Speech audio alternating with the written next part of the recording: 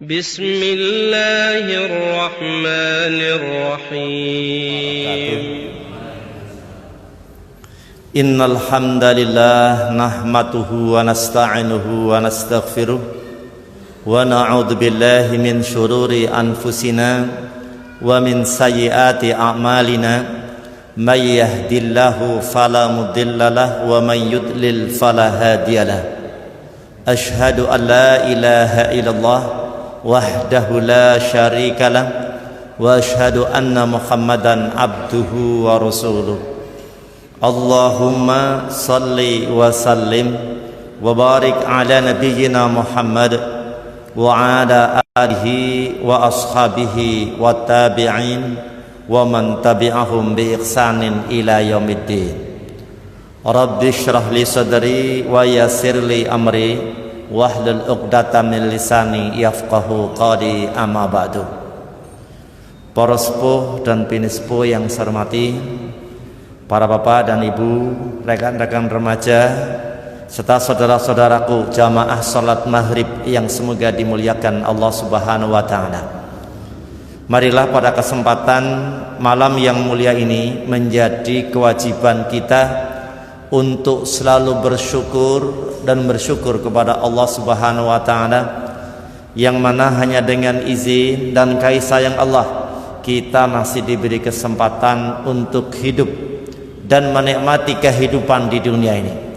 Tidak hanya itu, kita dikumpulkan di tempat yang sangat dicintai oleh Allah dalam keadaan sehat walafiat. Semoga berkumpulnya kita selalu mendapatkan ridha dari Allah Subhanahu wa ta'ala. Salawat serta salam kita aturkan pada junjungan kita Nabiullah Muhammad sallallahu alaihi wasallam.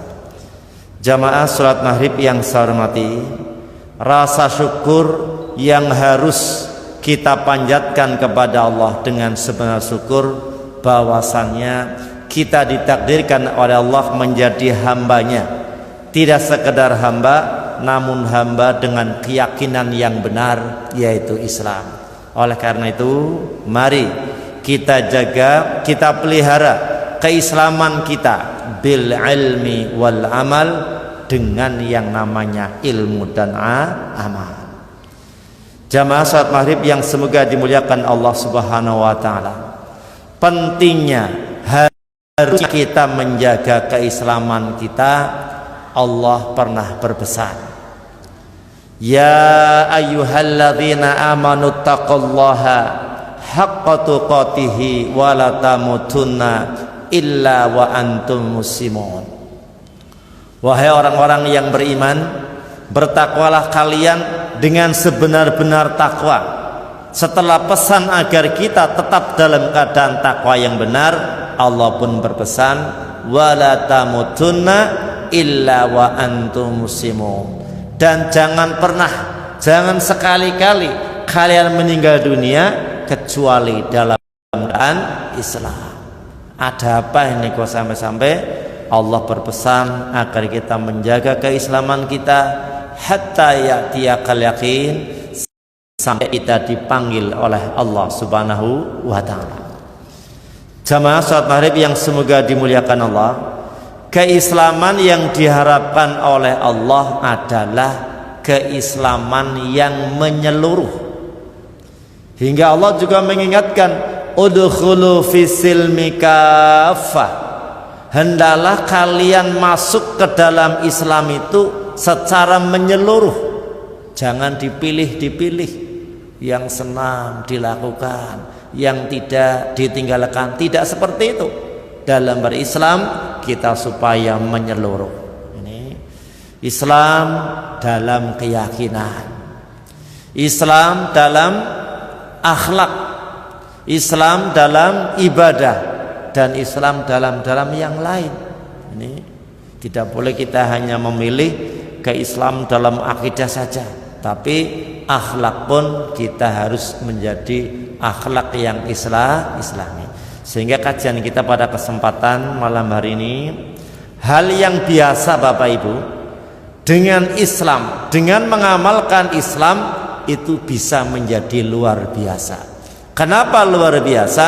Nilainya sangat tinggi di hadapan Allah Subhanahu wa Ta'ala. Ini karena apa? Karena kita orang Islam menjalankan amalan tadi sesuai dengan petunjuk Allah dan contoh Rasulullah sallallahu alaihi wasallam. Satu hal yang dianggap biasa namun dilakukan sesuai dengan petunjuk Allah dan contoh Rasul menjadi luar biasa. Apa contohnya? An-naumu, yang namanya tidur. Nah, ini. Semua orang pernah tidur, ya. Kita juga tidur ini. Namun tidur yang seperti apa yang luar biasa? Tidur yang dilaksanakan dengan ikhlas dan sesuai contoh Rasulullah sallallahu alaihi wasallam. Sama-sama tidur Bapak Ibu, tapi nilainya bisa berbeda. Ini yang saya katakan luar biasanya di situ.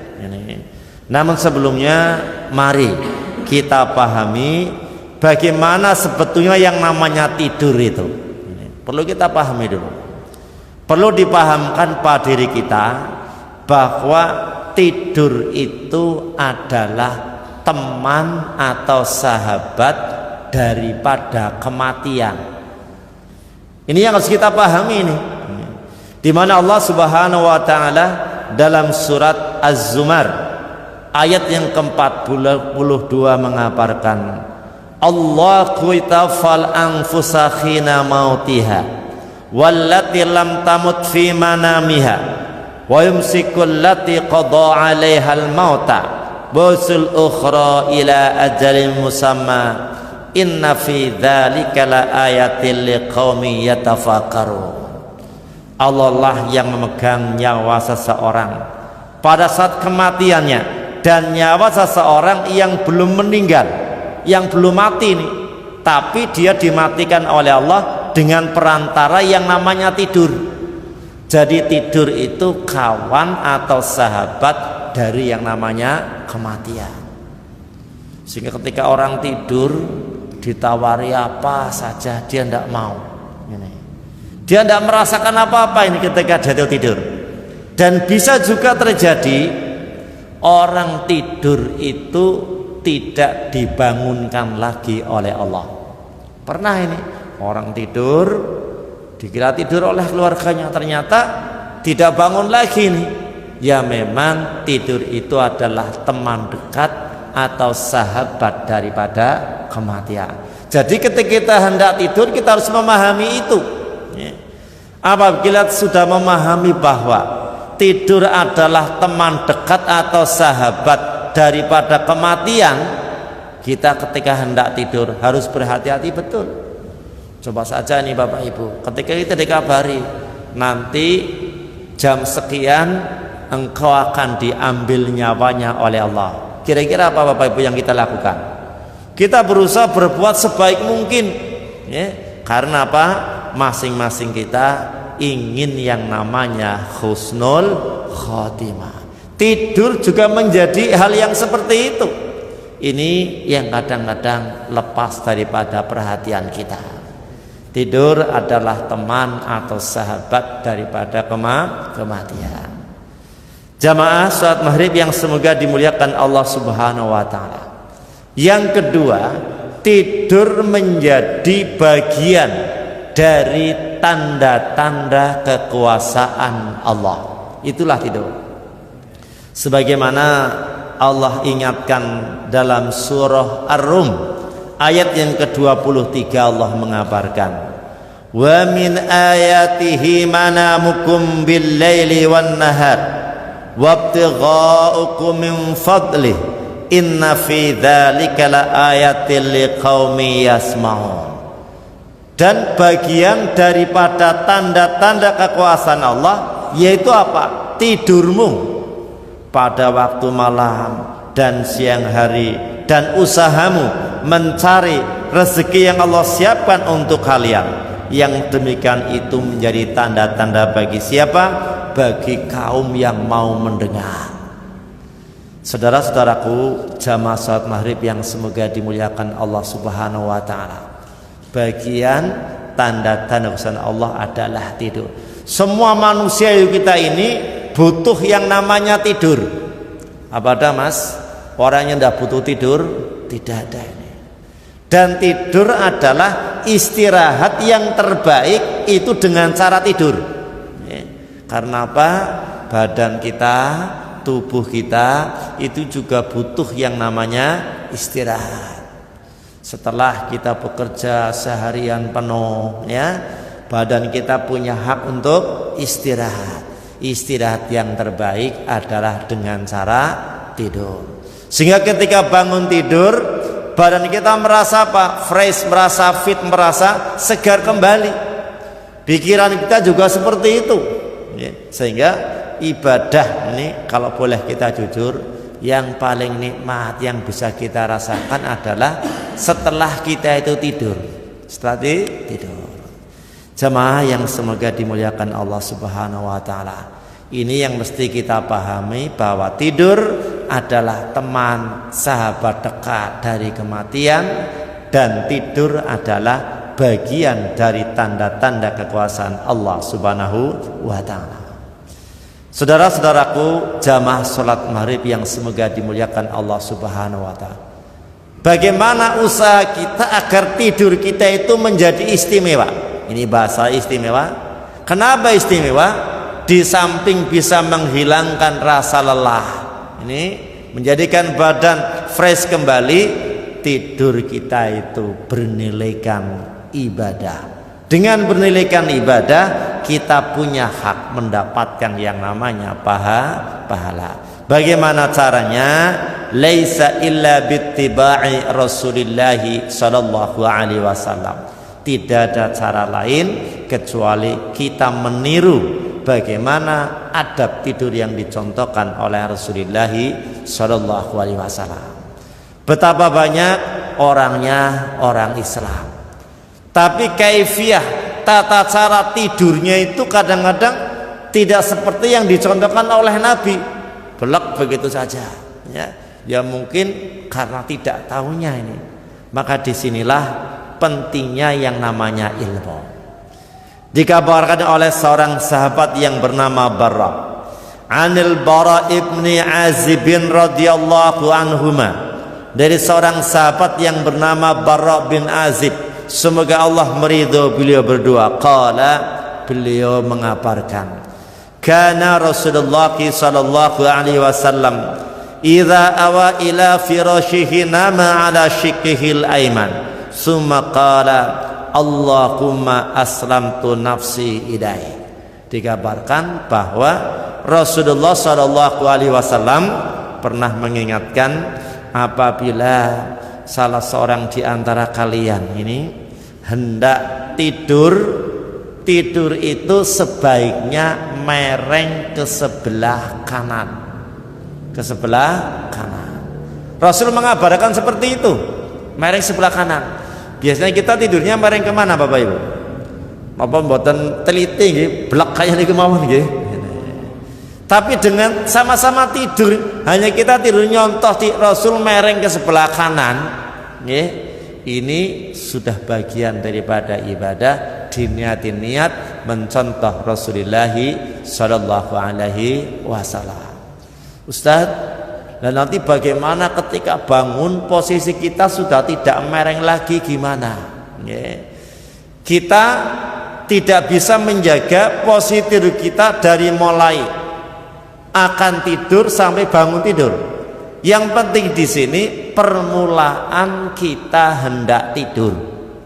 Masalah nanti ketika bangun kok posisi kita mungkin telungkup, mungkin melumah atau yang lainnya, ini sudah di luar kemampuan kita. Yang penting posisi awal kita mereng ke sebelah kanan. Setelah itu Nabi berdoa. Inti doa Nabi kepasrahan diri kepada Allah Subhanahu wa taala. Allahumma aslamtu nafsi ilaika. Ya Allah, sesungguhnya aku serahkan diriku kepadamu. Jadi kalau orang Jawa mengatakan pasrah bongkoan, orang Jawa mengatakan akhirnya menyerahkan seluruhnya kepada Allah. Karena apa Bapak Ibu? Kita tidak tahu ini ketika kita tidur apa yang akan terjadi pada diri kita. Sehingga kepasrahan sepenuhnya diserahkan kepada Allah. Dirinya, permasalahannya, hartanya dan sebagainya, ini semuanya diserahkan kepada Allah Subhanahu wa ta'ala. Banyak kasus terjadi Bapak Ibu. Ketika orang sedang tidur, ada pihak lain yang ingin berbuat tidak baik dengan diri kita. Apakah pencuri, apakah perampok, begitu ya. Kita tidak tahu apa yang terjadi. Sehingga apa? Kita pasrahkan diri kita sepenuhnya kepada Allah Subhanahu wa ta'ala. Tidak hanya itu, jamaah salat maghrib yang semoga dimuliakan Allah Subhanahu wa ta'ala, tidak hanya mereng ke sebelah kanan, Nabi juga meletakkan ini wa wadha yadahu tahta khaddihi. Nabi juga meletakkan tangannya ini di bawah pipinya. Berarti nggih bantalan apa nggih? Biasanya orang dulu itu kalau tidur gini saya jarang yang bantalan seperti orang sekarang ini. Cukup ngringkuk kayak niki kali napa nggih? Astane niki ditekuk sing tengen nggih bantalan. Subhanallah. Kalau saya renungkan ini bahwasanya orang-orang dulu, orang tua kita dulu sudah banyak mengamalkan contoh daripada Nabi, tapi tidak hanya menyampaikan ini Nabi contoh begini, tidak. Beliau langsung praktek, langsung praktek, langsung dilakukan. Tidur mereng ke kanan dan bantalan tangan yang sebelah kanan. Ada apa sebetulnya Bapak Ibu? Orang-orang yang punya kompetensi dalam dunia kesehatan ini bertanya-tanya ini, kenapa kok merengnya harus ke kanan? Ternyata posisi jantung kita itu di sebelah kiri. Jadi ketika kita tidur, jantung ini tidak terbebani oleh tubuh kita. Dan orang yang tidur kok jantungnya terbebani, ini punya dampak yang kurang menguntungkan bagi kesehatan orang tersebut. Tinjauan kesehatan seperti itu. Sehingga mereka yang punya kompetensi bidang kesehatan, wah bener ini Nabi Muhammad, kenapa kau mengingatkan kita kalau tidur merengnya ke sebelah kanan. Dan biasanya orang yang tidur mereng ke kanan ini akan mudah terbangun ketika ada sesuatu, mendengar kresek nopo klotek begitu, dia akan mudah terjaga ini. Mendengar suara azan juga seperti itu ini dibalik hikmah mengapa Nabi kok mengingatkan kita agar tidur mereng ke sebelah kanan dan tangan kanan ini dijadikan bantalan. Jamaah yang semoga dimuliakan Allah Subhanahu wa ta'ala. Tidak hanya itu, contoh lain dari beliau, sebelum kita tidur itu berusaha untuk berwudu terlebih dahulu. Karena sebagian di antara kita itu memahami wudu itu hanya untuk ibadah sholat saja, kan begitu. Kayak orang sholat lu wudu disit begitu nggih. Ya tidak begitu. Kalau memang Rasulullah mencontohkan, ya kita bisa mengikutinya. Wa anhu qala li Rasulullah sallallahu alaihi wasallam. Ini berkatalah Rasul kepada sahabat Azib, Bara ibn Azib, Rasul mengingatkanku. Apa peringatan Rasul kepada Bara ibn Azib? Idza ataita maddaja'aka fatawadda wudu'aka lis-shalah.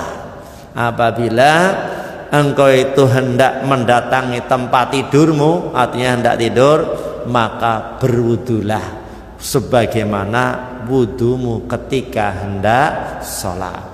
Jadi yang namanya wudu untuk sholat fardu, sholat sunnah, untuk sebelum tidur itu ya sama.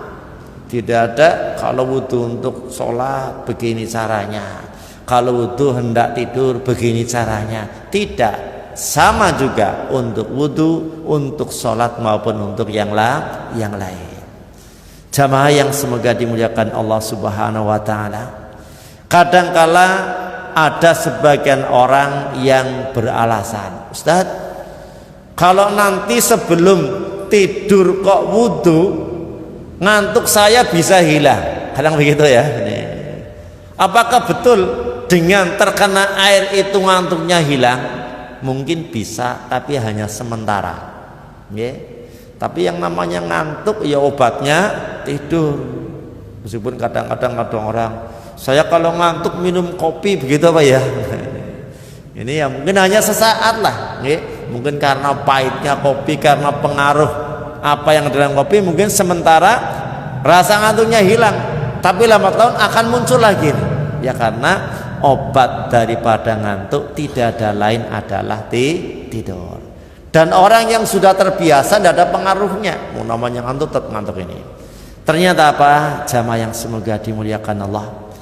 Dalam riwayat yang lain, wa in muttabin latika fa anta 'alal fitrah.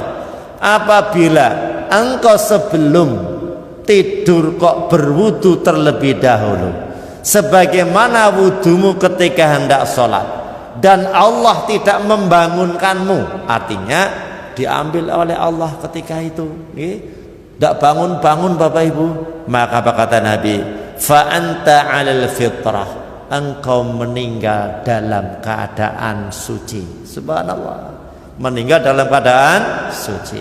Meskipun tidak kita pungkiri, pada waktu tidur kita tidak merasakan apa yang kita lakukan. Kita merasa enggak Mas? Tidur itu ngorok, merasa enggak? Enggak merasa. Kalau diingatkan kamu ngorok ya enggak, karena dia enggak merasa ini. Kadang-kadang ngentut juga bisa, dia enggak merasa. Kalau terjadi yang seperti ini, yang penting permulaan kita tidur dalam keadaan berwudu, meninggal dia dalam keadaan fitrah. Dalam riwayat yang lain, man bata tahiran, yani bata fi syafa'il malak, falam yastaqid illa qal malak Allahumma ighfir li abdika fulan fa innahu bata tahiran. Dan barang siapa yang sebelum tidur diawali dengan bersuci, maka apa? Malaikat akan mendoakan orang yang tidur tadi. Akan didoakan oleh malaikat. Ini fa illam falam yastaqid, ketika dia itu belum bangun, belum ngelilir bahas kita ini, malaikat pun berdoa, Allahumma ighfir li abdika, ya Allah, ampunilah hambamu yang tidur ini. Fa innahu bata tahiran, karena apa? Dia tidur dalam keadaan suci. Kita meyakini betul bahwa ini doa daripada malaikat sangat-sangat didengar oleh Allah Subhanahu wa ta'ala. Orang tidur saja didoakan oleh malaikat ini hanya sangat luar biasa nih. Sehingga di awal saya sampaikan, dengan Islam perbuatan yang biasa bisa menjadi istimewa. Yang semestinya tidur tidak dapat apa-apa, tapi dengan keadaan Islam mengikuti contoh Nabi, didoakan oleh malaikat, semoga Allah memberikan ampunan kepada orang yang tidur. Jamaah salat maghrib yang semoga dimuliakan Allah Subhanahu wa ta'ala. Demikian pula kita tidak boleh lupa dalam segala keadaan kita supaya tetap ingat kepada Allah Subhanahu wa ta'ala, termasuk ketika hendak tidur. Bukti ingatnya kita kepada Allah dengan apa? Berdoa, dengan yang namanya berdoa. Sehingga dari hadis Hudzaifah, wa an Hudzaifah radhiyallahu anhu, dari seorang sahabat yang bernama Hudzaifah, semoga Allah meridhai beliau mengabarkan, kana Nabi sallallahu alaihi wasallam, bahwa Nabi sallallahu alaihi wasallam idza akhadha majaqum minal lail wada takhta khaddihi, ketika beliau hendak tidur miring ke arah kanan, menjadikan tangan kanan itu sebagai bantalan, summa yaqul, kemudian beliau berdoa, Allahumma bismika amutu wa ahya. Ada yang berdoa bismika Allahumma, gimana Bapak Ibu?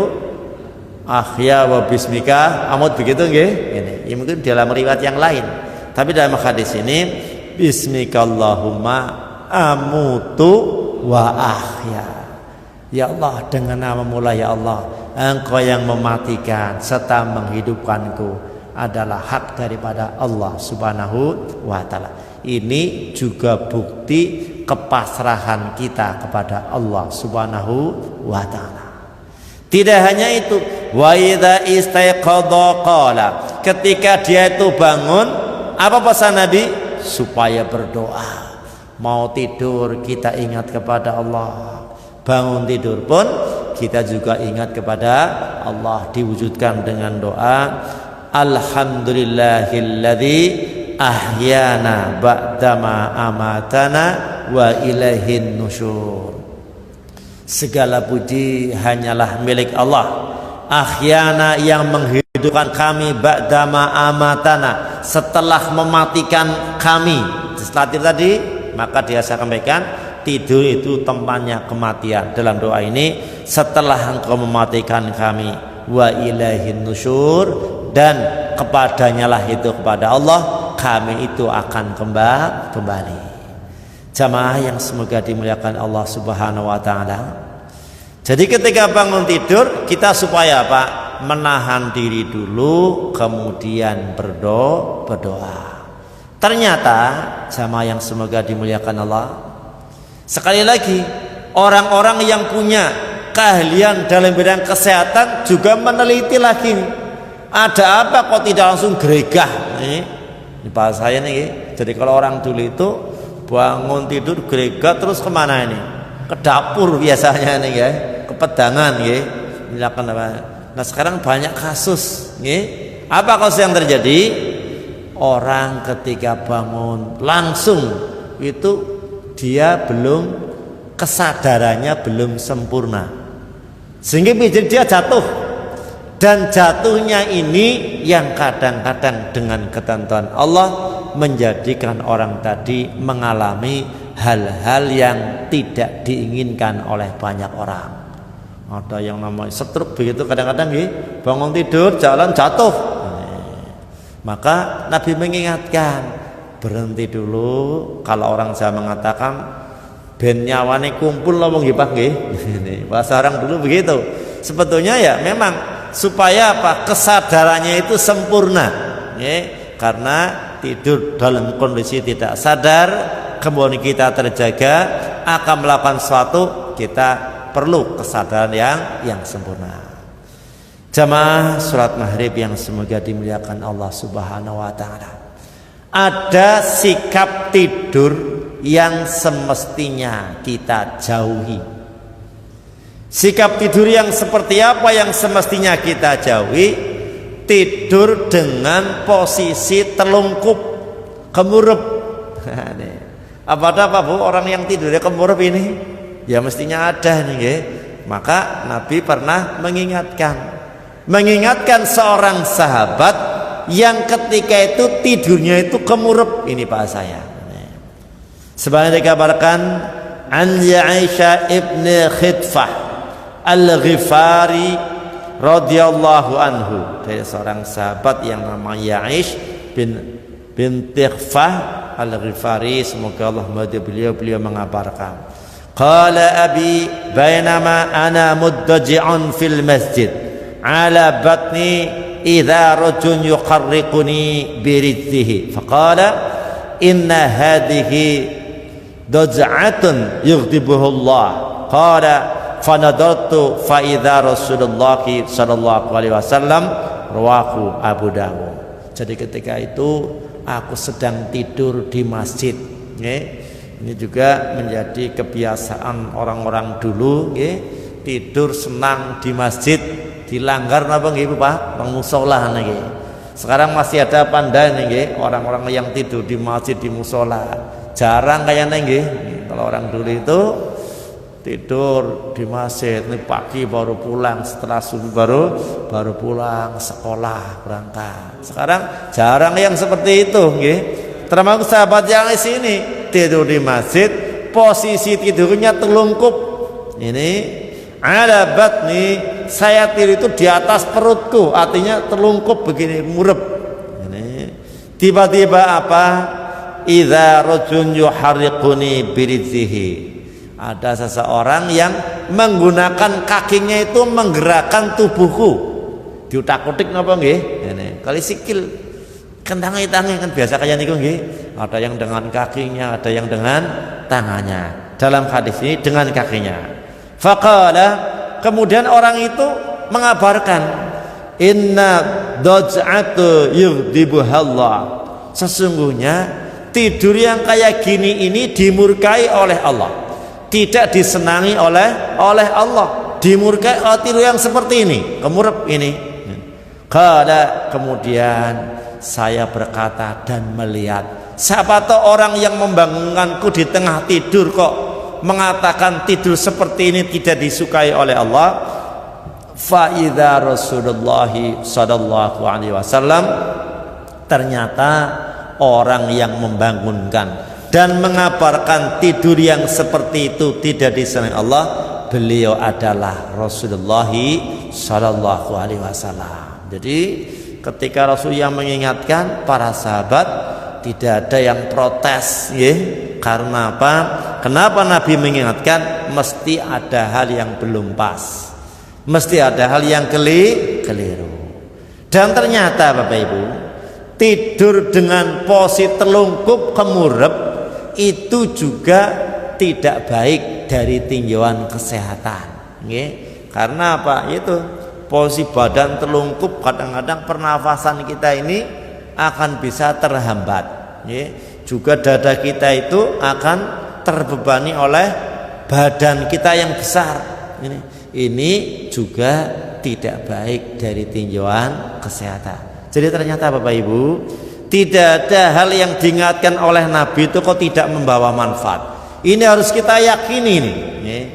Ketidaktahuan kita bukan mengatakan itu salah, tapi karena keterbatasan kita di dalam berpikir, ya. Keterbatasan pikiran kita, kemampuan berpikir kita yang terbatas. Bahkan diingatkan bahwa tidur dengan posisi telungkup itu menjadi salah satu sifat calon penghuni neraka. Tidurnya banyak seperti itu.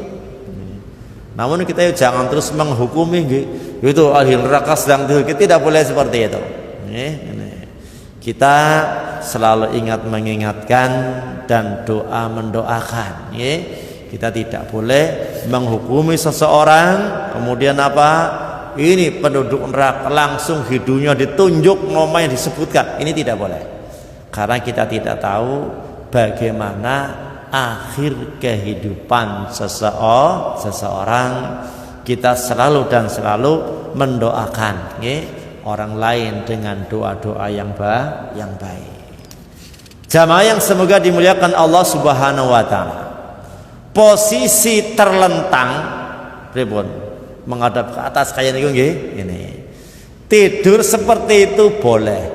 Boleh. Bahkan dikatakan An Abdullah bin Zaidin radhiyallahu anhuma, dari seorang sahabat yang bernama Abdullah bin Zaidin, semoga Allah meridho beliau berdua, annahu, sesungguhnya dia Abdullah bin Zaid ra'a Rasulullah sallallahu alaihi wasallam, melihat Rasulullah sallallahu alaihi wasallam mustalqiyan fil masjid wadian idarizaki ala ukhra, muttafaqun alaih. Melihat bahwa Nabi tidur dengan posisi terlentang menghadap ke atas. Boleh, ya, boleh.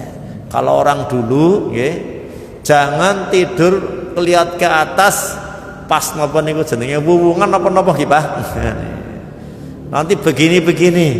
Ini ya mungkin jadi karena ketika tidur dia melihat ke atas, terus menggambar-gambarkan ini kayaknya ini ya, kayaknya ini. Ini yang kadang-kadang sering terbayang. Sebetulnya tidur dengan terlentang itu tidak apa-apa. Dan yang terakhir yang saya sampaikan, dalam tidur sangat berpeluang kita itu bermimpi. Nanti ngimpi Pak Bu, yang diingat mimpi yang menyenangkan apa yang sebaliknya ini? Kebanyakan orang mimpi itu yang bagus-bagus, yang menyenangkan. Karena berpeluang terjadi dan sudah terjadi, Nabi menyontohkan. An Abi Sa'idin Al-Khudri radhiyallahu anhu, dari Abu Sa'id Al-Khudri, annahu sami'a Nabi sallallahu alaihi wasallam yaqul, beliau mendengar Nabi bersabda, idza ra'a ahadukum ru'ya yuqibbuha fa innama hiya minallah ta'ala fayahmadillaha alaihi liyuhaddits.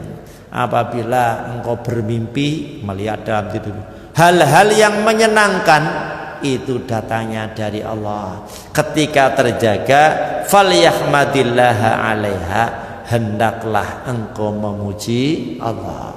Alhamdulillah, saya mimpi yang menyenangkan. Semoga tidak sekedar mimpi, tapi akan menjadi suatu kenyataan. Dan sebaliknya, wa idza ra'a ghara dzalik mimma yakrahu fa innama hiya minasyaiton. Kalau kau melihat dalam mimpi hal yang tidak menyenangkan, yang dibenci, sesungguhnya itu datangnya dari setan. Maka ketika terjaga, falyasta'id min syarriha wadhkuru khaliyaqatin fa in la yadurru.